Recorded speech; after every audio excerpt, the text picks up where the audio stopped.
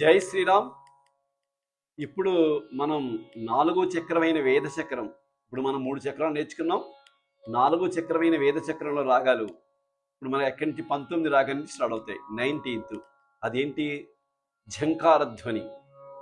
ఝంకారధ్వని రాగం స్వరస్థానాలు చూద్దామా? సా సజ్జమం, చతుర్శితి రిషభం, అంతరగా సాధారణ గాంధారం, శుద్ధ మధ్యమం, పంచమం, శుద్ధదేవితం, శుద్ధ నిషాదం, సత్యమం. ఇప్పుడు మనం ఇది ఎలా పాడాలో చూడండి.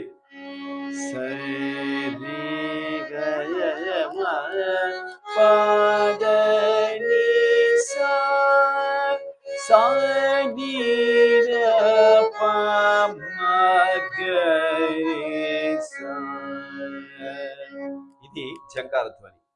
ఇప్పుడు తర్వాత రాగం 20 అది నటభైరవి. రాగం పేరు నటభైరవి. స్వరస్థానాలు చూడండి. సజ్జమం, చతుర్థి రిషభం, సాధారణ గాంధారం, శుద్ధ మధ్యమం, పంచమం, శుద్ధదేవితం, కైశిక నిషాదం, సత్యమం. ఇప్పుడు ఇది ఎలా పాడాలి?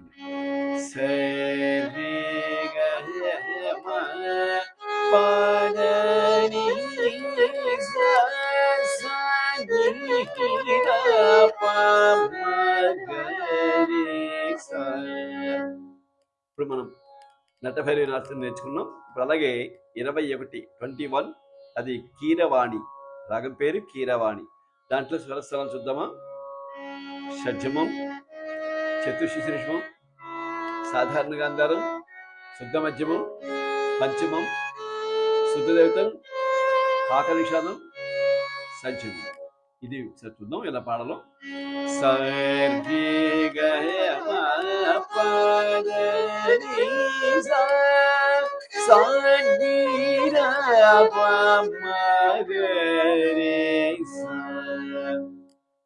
మణికుడు రాగాలు తర్వాత నేర్చుకుందాం.